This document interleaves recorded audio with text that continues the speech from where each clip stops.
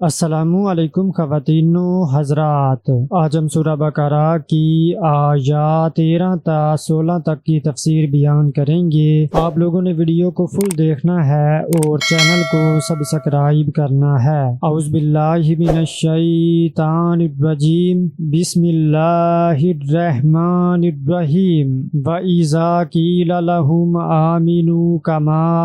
آمَنَ النَّاسُ قَالُوا أَنُؤْمِنُ كَمَا آمَنَ السُّفَهَاءُ أَلَا إِنَّهُمْ هُمُ السُّفَهَاءُ وَلَٰكِن لَّا يَعْلَمُونَ۔ اور جب ان سے کہا جاتا ہے کہ ایمان لاؤ جیسے اور لوگ ایمان لائے ہیں تو وہ کہتے ہیں کیا ہم ایمان لائیں جیسے بے وقوف ایمان لائے ہیں؟ سن لو، بے شک وہی بے وقوف ہیں لیکن وہ نہیں جانتے۔ وَإِذَا لَقُوا الَّذِينَ آمَنُوا قَالُوا آمَنَّا وَإِذَا خَلَوْا إِلَىٰ شَيَاطِينِهِمْ قَالُوا إِنَّ مَعَكُمْ إِنَّمَا نَحْنُ مُسْتَهْزِئُونَ اللَّهُ يَسْتَهْزِئُ بِهِمْ وَيَمُدُّهُمْ فِي طُغْيَانِهِمْ يَعْمَهُونَ۔ اور جب وہ ان سے ملتے ہیں جو ایمان لائے تو کہتے ہیں ہم ایمان لے آئے، اور جب وہ اپنے شیطانوں کے پاس تنہا ہوتے ہیں تو کہتے ہیں یقیناً ہم تمہارے ساتھ ہیں، ان لوگوں سے تو ہم صرف مذاق کرتے ہیں، اللہ ان سے مذاق کرتا ہے اور انہیں ان کی سرکشی میں ڈھیل دیتا ہے،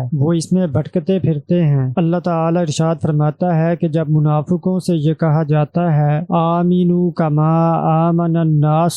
جس طرح اور لوگ ایمان لائے ہیں تم بھی ایمان لاؤ، یعنی جس طرح لوگ اللہ تعالی، اس کے فرشتوں، اس کی کتابوں، اس کے رسولوں، بعث بعد الموت اور جنت و جہنم پر ایمان لائے ہیں، اور اس کے علاوہ دیگر چیزوں پر بھی ایمان لائے ہیں جس کی اس نے اپنے بارے میں مومنوں کو خبر دی ہے، لہٰذا تم بھی ان پر ایمان لاؤ، اور احکام کی بجا آوری اور محرمات کے ترک کرنے میں اللہ اور اس کے رسول کی اطاعت بجا لاؤ تو کہتے ہیں انؤمنو کما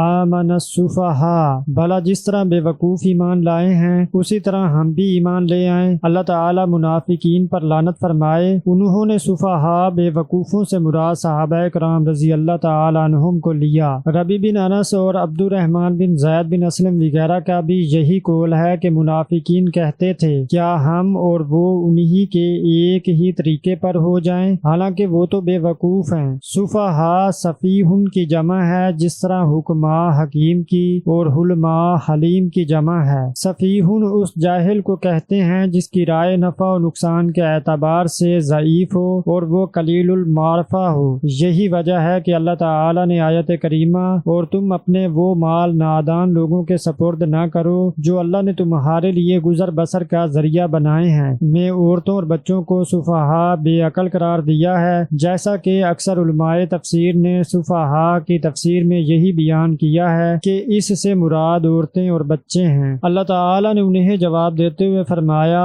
الا انہم ہم السفہاء، سن لو بے شک یہی بے وقوف ہیں، اور صفاحت و بے عقلی کو انہی میں محصور قرار دیتے ہوئے فرمایا وَلَٰكِن لَّا يَعْلَمُونَ، لیکن یہ نہیں جانتے، یعنی ان کی جہالت کی انتہا یہ ہے کہ وہ جانتے بھی نہیں کہ کس قدر ضلالت اور جہالت میں مبتلا ہیں۔ یہ بات ان کے لیے انتہائی تباہ کن ہے، اس سے بڑھ کر اندھے پن اور ہدایت سے دوری کی بات اور کیا ہو سکتی ہے۔ منافقوں کا مکر و فریب۔ اللہ تعالی فرماتا ہے کہ جب یہ منافق مومنوں سے ملتے ہیں تو کہتے ہیں کہ ہم ایمان لے آئے ہیں، یعنی یہ لوگ مومنوں کو دھوکہ دینے کے لیے ایمان اور دوستی کا اظہار کرتے ہیں، مگر ان کا ایمان و دوستی کا یہ اظہار نفاق، تصنع اور تقیہ پر مبنی ہوتا ہے، نیز اس لیے بھی کہ مومن حاصل ہونے والے مال غنیمت میں انہیں بھی شریک کر لیں۔ پھر جب یہ اپنے شیطانوں میں جاتے ہیں تو ان سے کہتے ہیں کہ ہم تمہارے ساتھ ہیں۔ شیطانوں سے یہاں بڑے بڑے علماء یہود اور مشرکوں اور منافقوں کے سردار مراد ہیں۔ شیاطین جن و انس۔ ابن جریر فرماتے ہیں کہ تمام سارکش چیزوں کو شیطان کہا جاتا ہے۔ شیطان انسانوں میں سے بھی ہو سکتا ہے اور جنوں میں سے بھی،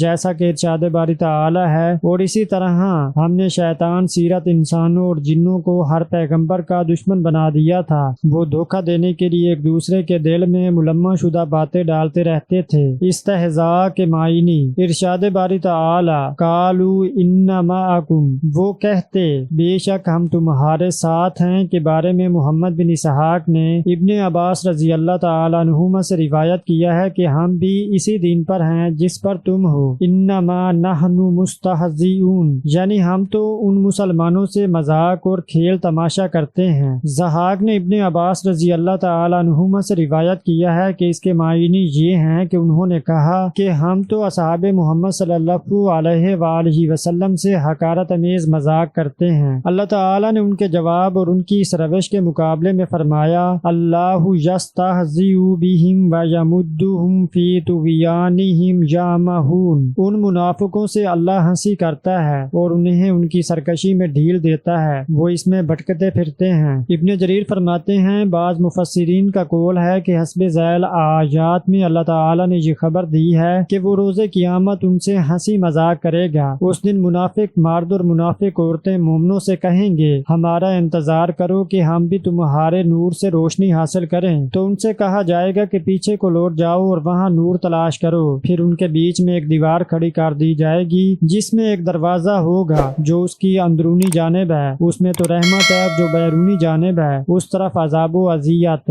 اسی طرح ارشاد باری تعالی ہے، اور کافر لوگ یہ نہ خیال کریں کہ ہم جو ان کو مہلت دے رہے ہیں تو یہ ان کے حق میں اچھا ہے، نہیں بلکہ ہم ان کو اس لیے مہلت دیتے ہیں کہ وہ اور گناہ کر لیں۔ ابن جریر یہ بھی فرماتے ہیں کہ قرآن مجید میں جہاں جہاں بھی اللہ تعالیٰ کی ذات گرامی کے حوالے سے استہزاء وغیرہ کے الفاظ استعمال ہوئے ہیں، ان سے منافقوں اور مشرکوں سے مذاق اور مکر و فریب کا ایسا ہی معاملہ مراد ہے۔ منافقوں کے مکر کا وبال انہی پر ہے۔ اس مقام پر اللہ تعالیٰ نے یہ خبر دی ہے کہ وہ استہزاء کے مقابلے میں ان سے استہزاء کرے گا اور ان کے مکر و فریب کی انہیں سزا دے گا۔ اپنے جس فعل کی وجہ سے یہ عذاب الہی کے مستحق قرار پائے، اس عذاب اور سزا کے لیے اللہ تعالیٰ نے ایسے الفاظ استعمال فرمائے ہیں جو لفظی طور پر ان کے فعل سے مطابقت رکھتے ہیں، لیکن دونوں لفظوں کے معنی جدا جدا ہیں۔ اس کی مثال حسب ذیل ارشاد باری تعالیٰ ہے، اور برائی کا بدلہ تو اسی طرح کی برائی ہے، مگر جو درگزر کرے اور معاملے کی اصلاح کر دے تو اس کا بدلہ اللہ کے ذمے ہے۔ اسی طرح اس کی ایک اور مثال حسب ذیل آیت ہے، پس اگر کوئی تم پر زیادتی کرو تو تم بھی اس پر زیادتی کرو۔ ان دونوں آیات کے ابتدائی حصے میں مذکور سیون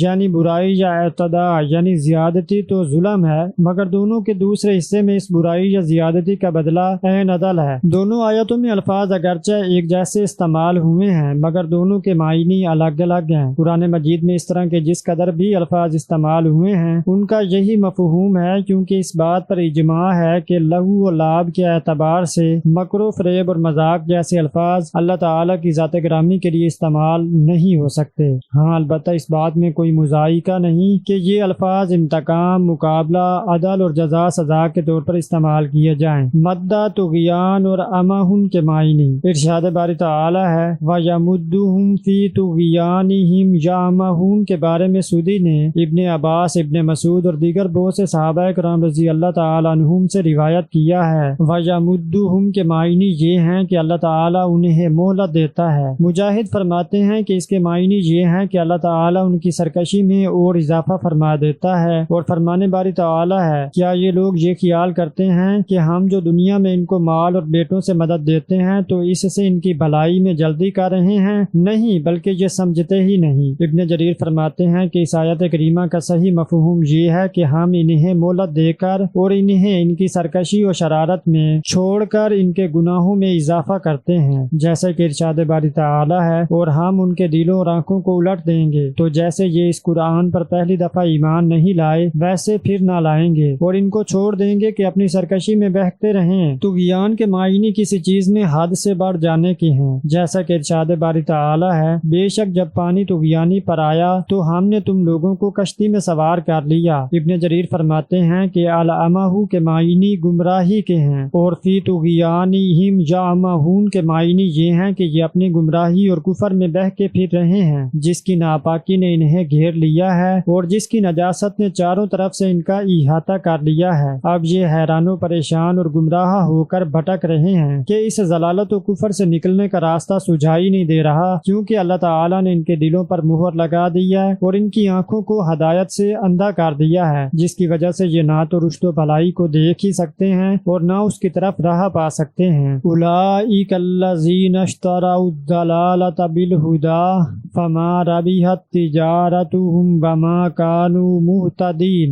یہ وہ لوگ ہیں جنہوں نے گمراہی خرید لی ہدایت کے بدلے، تو ان کی تجارت نے انہیں کوئی نفع نہ دیا اور اس میں وہ ہدایت یافتہ نہ ہوئے۔ سودی نے اپنی تفسیر میں ابن عباس، ابن مسعود اور بہت سے صحابہ رضی اللہ تعالی عنہم سے اس آیت کی تفسیر میں لکھا ہے کہ اس سے مراد یہ ہے کہ انہوں نے ضلالت کو اختیار کر لیا اور ہدایت کو ترک کر دیا۔ مجاہد فرماتے ہیں کہ اس کا مفہوم یہ ہے کہ وہ ایمان لائے اور پھر انہوں نے کفر کو اختیار کر لیا۔ قتادہ فرماتے ہیں کہ انہوں نے ہدایت کے بجائے ضلالت کو پسند کر لیا۔ قتادہ کی یہ بات معنی کے اعتبار سے اس آیت کے مشابہ ہے جس میں اللہ تعالی نے سمود کا تذکرہ کرتے ہوئے فرمایا ہے، اور جو سمود تھے ان کو ہم نے سیدھا راستہ دکھا دیا تھا مگر انہوں نے ہدایت کے مقابلے میں اندھا رہنا پسند کیا۔ مفسرین کے ان اقوال کا خلاصہ یہ ہے کہ منافقوں نے ہدایت سے روگردانی کر کے ضلالت کو اختیار کر لیا، اور اس آیت اولئک الذین اشتروا الضلالۃ بالہدی، یہ وہ لوگ ہیں جنہوں نے ہدایت کے بدلے گمراہی خرید لی، کہ یہی معنی ہے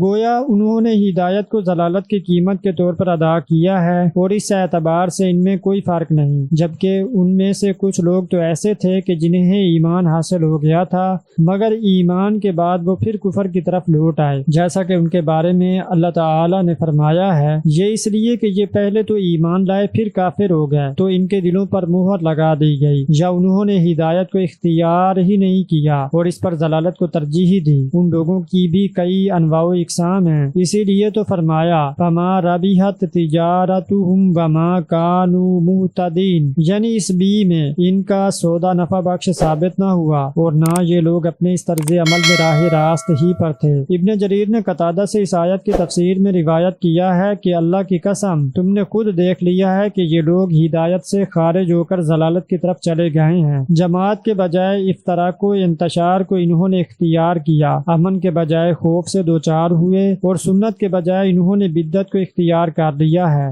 تو آج کی ویڈیو میں اتنا ہی، ملتے ہیں جی اگلی ویڈیو میں۔ تو ویڈیو کو لائک، شیئر، کمنٹ اور چینل کو سبسکرائب کرنا مت بھولنا۔ تب تک کے لیے اللہ حافظ۔